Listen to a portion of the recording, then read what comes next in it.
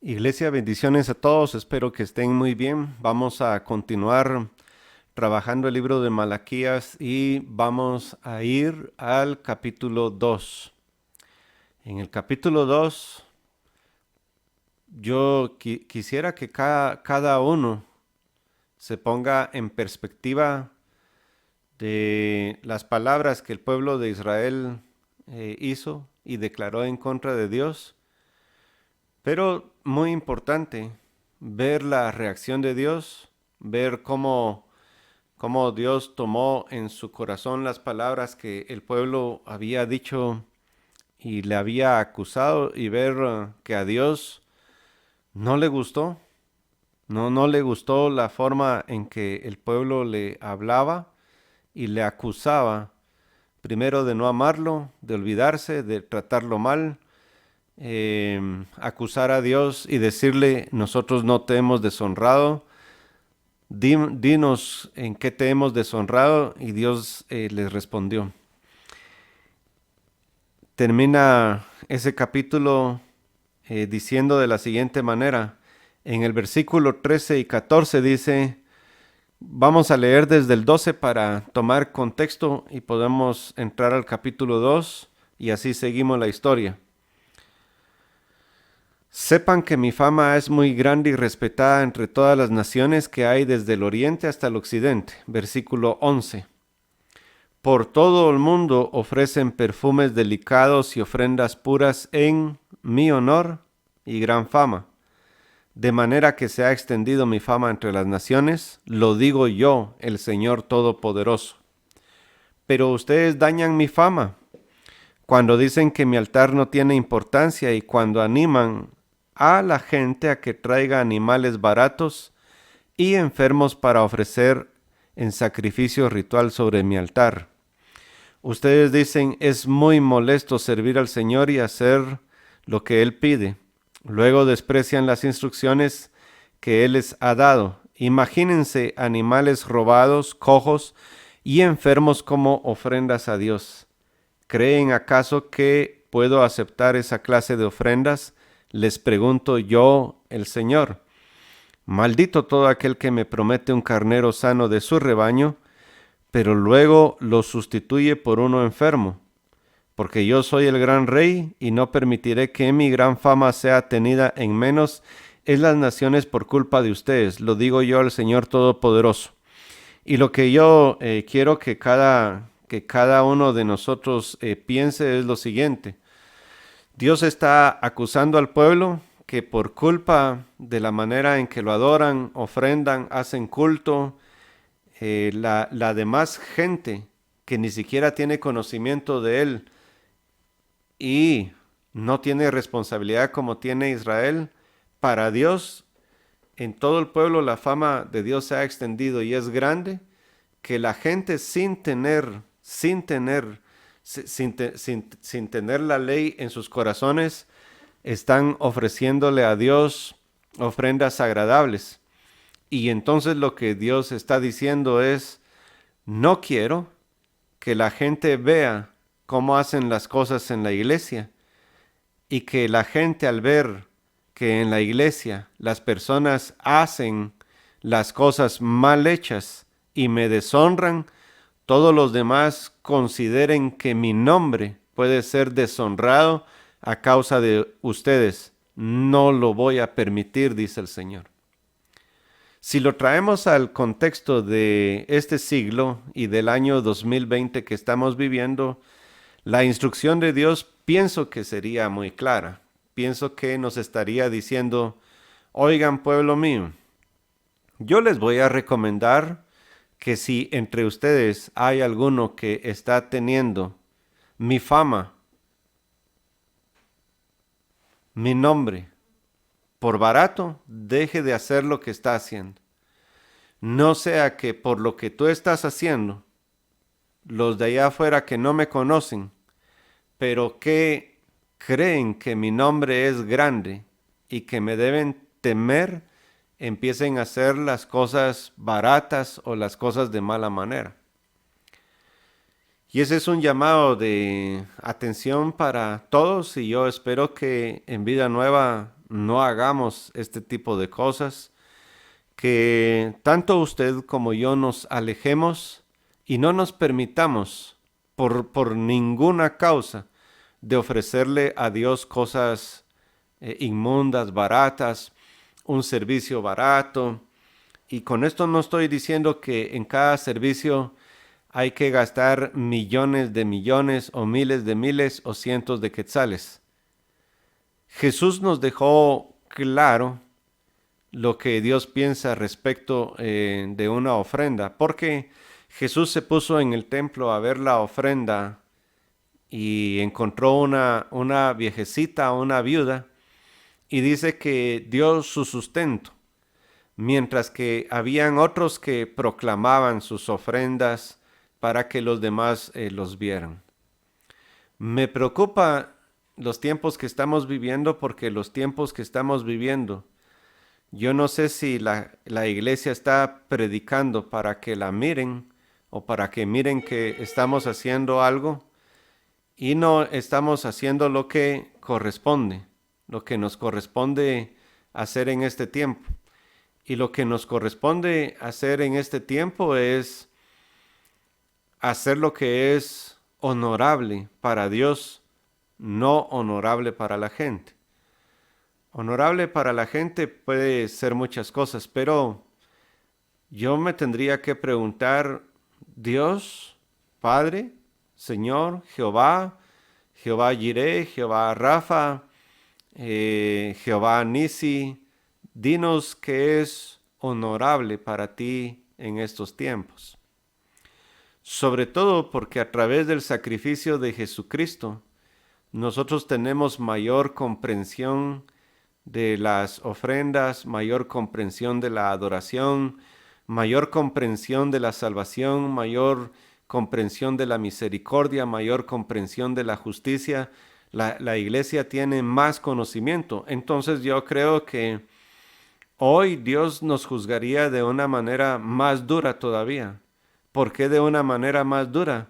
Porque nosotros tenemos la revelación de la piedad, del misterio de la piedad, que yo le recomiendo a la iglesia ver los videos, escuchar los audios acerca del misterio de la piedad, acerca de la obra de la gracia de Jesucristo. Que no solo no estábamos dentro de los planes de Dios, sino que Dios decidió a través de Jesucristo traernos adentro.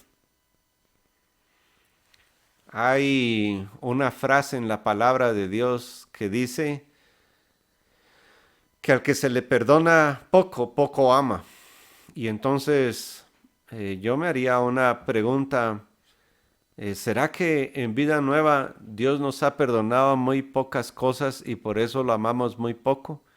¿O la iglesia en Tecpan o la iglesia en Guatemala? Mire, estamos tan acostumbrados a los shows, a los espectáculos, que creemos que eso es adoración, pero eso no es adoración. La adoración a Dios que la estamos leyendo aquí en Malaquías se interpreta de una manera integral, una manera íntegra, porque mire pues, desde el momento en el que yo tengo una buena venta y digo puedo ofrendarle a Dios de una buena manera, pero de ahí en mi corazón, por la falta de justicia, por la falta de amor, por la falta de reconocimiento a la obra de Jesucristo, yo digo, no, yo creo que esta vez voy a decidir no darle a Dios. Yo creo que no hay necesidad en la iglesia. Mire, en la iglesia hay 1001 necesidades. Siempre, siempre van a haber 1001 necesidades. Una mejor silla para los ancianos, porque las sillas que tenemos a veces no son cómodas, pero ¿qué le parece a usted si tuviéramos una fila de sillas que dijera sillas especiales para la hermana Pía, para la hermana Basilia, ¿a quiénes más piensa usted? Para hermano Aurelio, el papá de Huicho, para mi papá, para mi mamá, para Ligia, para hermana Paula, para hermana Eusebia, que personas que por su edad o su condición y su salud, necesitan tener mejores sillas. Ahí está hermana Elena. Hay varias personas que tendríamos en la iglesia que tener mejor sentadas. Eso solo por darle un ejemplo. Vayamos a los niños. Los niños deben tener sillas adecuadas a su altura, mesas que no se estén moviendo, que cada vez que ellos trabajan parece que está temblando. Bueno, eso es honorable. Mejores instrumentos para adorar a Dios, guitarras que no charleen, guitarras que suenen bien, buenos pianos, buenas trompetas, pero eh, cada, cada, cada persona debe, bueno, es que a cada persona Dios le dejó en su corazón la capacidad de reconocer las virtudes que Él está dando con su gracia, y ahora yo de qué manera le estoy devolviendo a Dios esa gracia que Él me da. No que estés comprando la gracia, porque todo lo que nosotros damos lo damos de corazón, por agradecimiento a la gracia inmensa, que no estamos hablando de otras cosas. Si este Dios ayer, hace 2000, que es la sangre de su Hijo Jesucristo, ¿qué nos diría? Porque antes eran corderos que eran criados en cada una de las casas, o los israelitas compraban esos corderos para poder ofrecer sacrificio y celebrar la Pascua. Ahora el sacrificio ya no funciona igual, porque Cristo Jesús consumó el sacrificio, y Jesús dijo unas palabras, y esto es escatológico, pero hablemos también un poco de escatología. Cuando él estaba viendo los edificios del templo, entre las cortas palabras que Jesús mencionó y dijo, estaba dictando también cómo sería el culto en la posteridad. Dijo: yo destruyo eso en 3 días y en 3 días lo restauro. ¿Hablando de qué? De que ese templo en Israel iba a dejar de ser el centro de atención del culto para Dios, y Él lo iba a reconstruir en nuestras vidas. Entonces, el asunto es que hoy en usted Dios ha hecho un tabernáculo, y ese tabernáculo que Dios ha hecho no solo tiene que estar íntegramente bien para el Señor, sino que ese tabernáculo que lleva su presencia debería reconocer el culto grande al Dios vivo. Si hasta Jesús, que era hijo de Dios y es Dios, adoró al Padre, si hasta Él mismo se ofreció voluntariamente y Él mismo honró y adoró al Padre, cuánto más nosotros que somos hijos adoptados, con mayor agradecimiento. Entonces el capítulo 2 tiene una introducción que continúa y habla de todo esto, y pone realmente muy mal a los sacerdotes, los pone muy mal. Sigo insistiendo, cada uno tiene que cambiar su conducta. En este tiempo, Dios no obliga a nadie a adorarlo, pero Dios nos invita a adorar. Por eso Jesús le dijo a la samaritana: Dios buscará adoradores que lo adoren en espíritu y en verdad. Porque lo que también está diciendo Jesús es que hay quienes no lo adoran en espíritu y en verdad. Y si hay quienes no lo adoran en espíritu y verdad, eso significa que en las iglesias hay una adoración falsa. Pero también es cierto que en este tiempo Dios diría: he encontrado personas que no van a las iglesias que me dan mucho más y mejor que los que están yendo a la iglesia. Esa es la acusación moderna que Dios podría hacernos.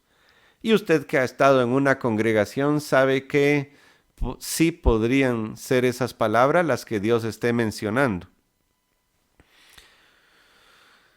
Como se trata de juzgarnos a nosotros mismos, debemos hablar exclusivamente de vida nueva.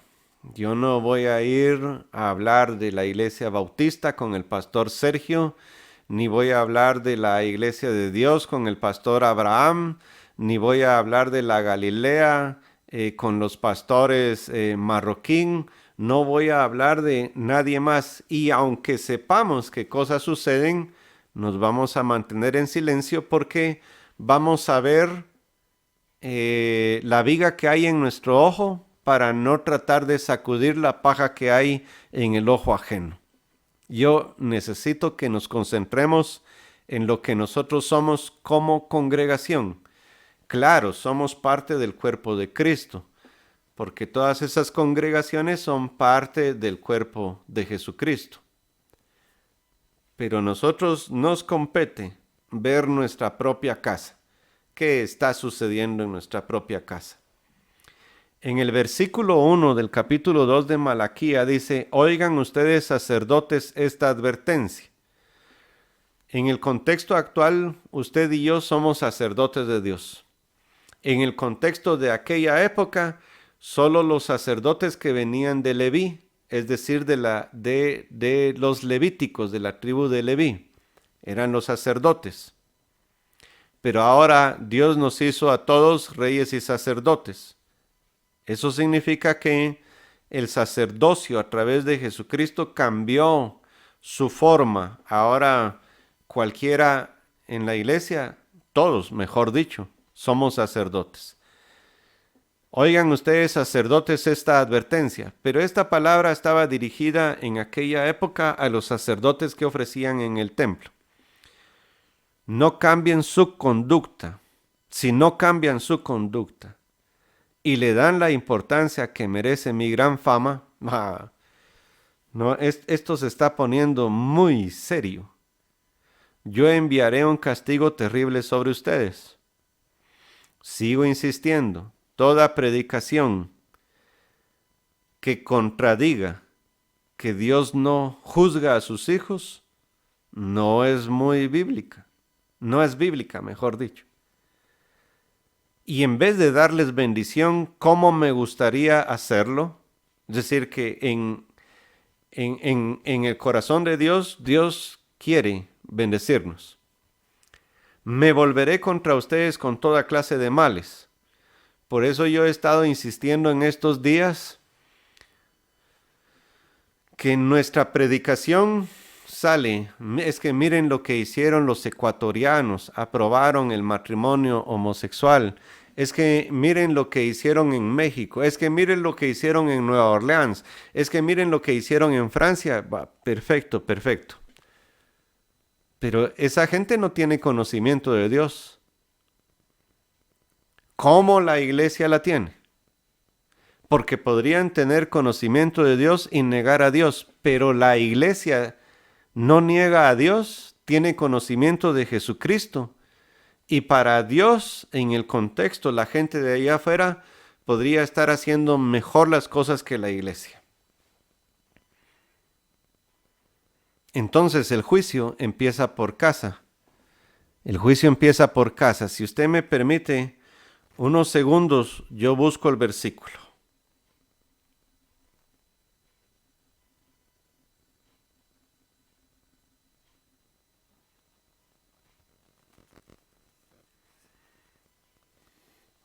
Primera de Pedro 4:17. Porque es tiempo del que el juicio comience por la casa de Dios, y si comienza por nosotros primero, ¿cuál será el fin de los que no obedecen al Evangelio de Dios? Ahí está claro. Entonces, en mi manera de pensar, que donde Dios está empezando a purificar es en la iglesia. Y está utilizando todo el mundo. Pero la iglesia está siendo juzgada. ¿Por qué está siendo juzgada? Porque está saliendo lo mejor o lo peor de nosotros. Yo ya le dije, en estos días se va a descubrir qué tan diablo es usted o qué tan ángel es usted. Y para la gente que no conoce a Dios, está muy fácil decir, ese se parece a mí, ese es peor que yo, ese por gusto va a la iglesia. Contradiciendo también a que muchos solo tienen una pura religión y no tienen una relación con Dios. Volvemos a leer el versículo 1, ¿les parece? De corrido. Oigan ustedes, sacerdotes, esta advertencia. Si no cambian su conducta y le dan la importancia que merece mi gran fama, yo enviaré un castigo terrible sobre ustedes, y en vez de darles bendición como me gustaría hacerlo, me volveré contra ustedes con toda clase de males. Por cierto, ya los he maldecido porque ustedes no han tomado en serio las cosas que para mí son importantes, dice el Señor. Y entonces yo quiero que en el corazón de la Iglesia Vida Nueva, en este tiempo, nos apartemos de todo tipo de conducta en donde no se le dé la importancia que Dios merece. Desde su casa ahora que no puede venir a la iglesia, desde su trabajo ahora que no, los que no perdieron el trabajo y los que perdieron el trabajo, todos, por favor, démosle la gran importancia que Dios merece en toda condición. Ahí sí que como cuando juramos en matrimonio, en la salud y en la enfermedad, ahí vas a estar para mí, Señor. Tengan en cuenta que yo cortaré de su descendencia y arrojaré contra sus rostros los excrementos de estos animales que me ofrecen y los echaré a ustedes fuera como si fueran basura. Usted se recuerda lo que dice la palabra de Dios en Apocalipsis, que a los tibios el Señor los vomitará de su boca. Usted recuerda lo que dice Jesús, que Él separará el trigo de la cizaña. Y es que esto tiene una importancia muy grande. Cuando Dios compró el lugar en donde está establecido el templo en Jerusalén, ese lugar del Jebuseo era un lugar en donde se trillaba. Y la manera en donde se trillaba en esos lugares con unas grandes piedras era que allí se separaba el trigo de la cizaña. Y Jesús dijo, déjenmelo a mí, yo voy a trillar, yo voy a separar el trigo de la cizaña. ¿Y eso en dónde ocurre? Pues en el lugar de la adoración, porque fue el lugar en donde Dios eligió para que se construyera el templo. Pero ahora nosotros somos el lugar en donde Dios, Cristo Jesús, va a trillar. Y entonces, como una uva nos va a exprimir, como un fruto del trigo nos va a separar de la cizaña. Y ese trabajo es del Señor Jesucristo. Aunque yo pueda tener discernimiento y aunque pueda juzgar quienes hacen malas cosas, pero me voy a abstener de mencionar situaciones y nombres. Solo digo que Vida Nueva debe separarse de este tipo de conductas. ¿Para qué debemos separarnos de este tipo de conductas? Para que Dios no nos corte de su descendencia. Es que es muy serio lo que está diciendo el Señor. Tengan en cuenta que cortaré su descendencia y arrojaré contra ustedes los excrementos de estos animales. Ustedes recuerdan que ellos tenían un buen animal y decían, no, ese está bueno para que lo vendamos vos. Nos pueden dar buen dinero. ¿Sabes qué? Llévate a ese a la iglesia porque ese al final ni lo vamos a usar. Y entonces el Señor ese tipo de conductas desde arriba está diciendo, ¿con que eso me estás llevando a la iglesia? Muy bien, entonces ¿sabes qué? Ni voy a recibir tu ofrenda y ¿sabes qué? Voy a cortar tu descendencia. ¿Y sabes por qué? Porque no me honras. ¿Sabes por qué? Porque no le das la importancia que mi nombre merece. Para todos aquellos que cuando recogemos ofrendas se quedan sentados teniendo que dar, esta es una seria advertencia de que deben cambiar su manera de adorar a Dios, su manera de servirlo. Es decir, el que no tiene, no tiene. Eso ya estamos claros. El que no tiene está viendo quién le da. Pero cuando tienes y lo que tienes no guardas para el Señor, entonces sí tienes un problema con el Señor. Versículo 4. Entonces al fin sabrán que fui yo quien les dio la advertencia que debían vivir guiándose en las instrucciones que di a su padre Leví, porque venían de la tribu de Leví, eran levíticos, eran sacerdotes. Lo digo yo, el Señor Todopoderoso. Ahora, si nosotros nos debemos a Jesucristo y Jesucristo nos hizo sacerdotes, ¿qué leyes deberíamos observar de Jesucristo? Primero, todo lo que Jesucristo hizo, que honró a su Padre Celestial, y todo lo que Jesús habló acerca del Padre, que es verdad.